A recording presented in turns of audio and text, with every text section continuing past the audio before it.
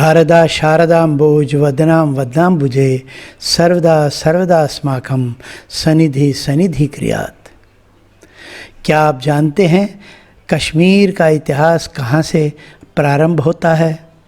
क्या आप जानते हैं कि कश्मीर के पहले राजा कौन थे? क्या आपको ये नहीं जानना चाहिए कि कश्मीर में 7000 ईसा पूर्व शांति बहाली के लिए क्या क्या प्रयास किए गए? कैसे कश्मीर को आतंक से मुक्ति मिली? इन सब प्रश्नों का उत्तर हम इस वीडियो में जानेंगे। मुझे ये कहने में कोई संकोच नहीं है कि ये इतिहास हमारे इतिहास की किताबों में नहीं पढ़ाया जाता है, क्योंकि ये इतिहास लिखा ही नहीं गया। परंतु आज मैं आपको इस सब के बारे में विस्तार से बताऊंगा, तो बने रहिए मेरे साथ वीडियो के अंत तक। जी हाँ दोस्तों, आप देख रहे हैं अपना ज्ञानवर्धक चैनल कश्मीर का अनकहा इतिहास, और आज हम बात करेंगे कश्मीर के प्रथम राजा नीलनाग के बारे में।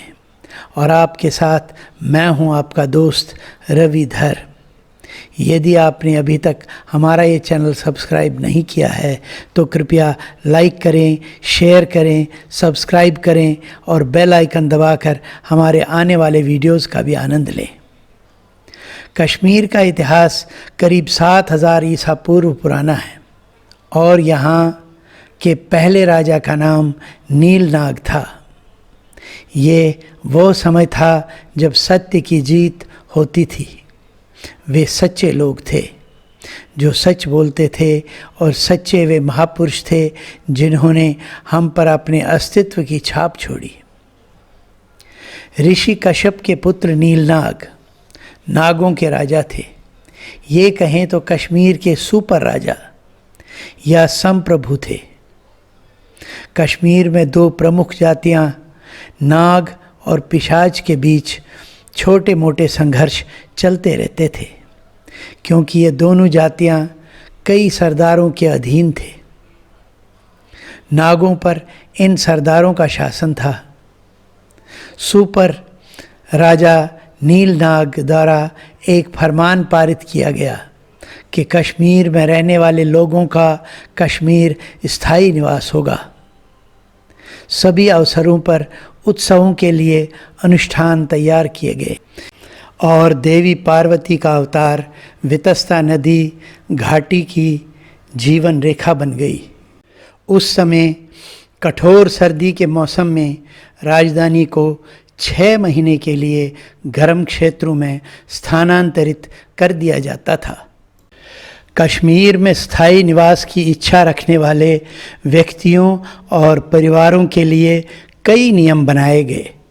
ये सब नीलमत पुराण में विस्तार से लिखा है। कहानी तब की है जब जलोद्भव नामक राक्षस का कश्मीर में बसेरा था। कश्मीर का 90% हिस्सा पानी में डूबा हुआ था, जिससे सतीसर नामक एक विशाल झील बन गई थी और लोग पहाड़ियों और पर्वतों पर रहते थे।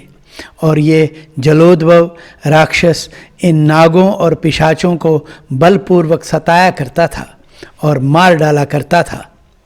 इस अत्याचार को देखकर नीलनाग द्वारा शिव की मदद से इस राक्षस से छुटकारा पाने का प्रयास किया गया, लेकिन उसने पहाड़ की ऊंचाई का इस्तेमाल किया और उस पर विजय नहीं पा सकी।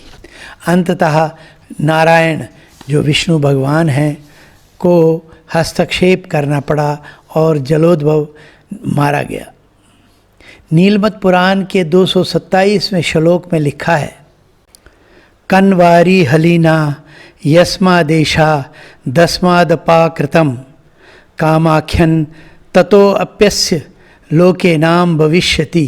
क्योंकि कह नामक जल को बलराम हल चलाने वाले ने इस देश से निकाला था, इसलिए इससे भविष्य में कश्मीर कहा जाएगा। ऋषि कश्यप ने जल को निकालने का रास्ता बनाया। वरहामुल्ला, जो आज बारामुल्ला कहलाता है, से फलस्वरूप जलोद्भव का जलमग्न क्षेत्र पीछे हट गया और जलोद्भव विष्णु के साथ एक भयंकर लड़ाई के बाद मारा गया और घाटी कमल की तरह शुद्ध और स्वच्छ दिखाई दी। और इस प्रकार नीलनाग ने कश्मीर पर का शासन संभाला। इस प्रकार नीलनाग कश्मीर के प्रशासन की देखभाल करने वाले कई नाग सरदारों के पहले संप्रभु बन गए।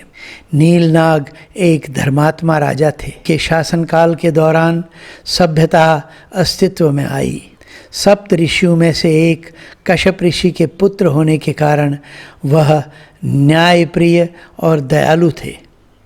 उनके शासनकाल के दौरान कश्मीर के लोगों का विकास प्रारंभ हुआ और कश्मीर उस दौर के विकास के परिणाम स्वरूप फल फूलने लगा। नीलनाग का शासन धर्मपरायण होने के कारण एक प्रगतिशील मार्ग पर चल पड़ा था। इस प्रकार नीलनाग के शासन को कश्मीर का प्रथम औपचारिक राजा के रूप में जाना जाता है।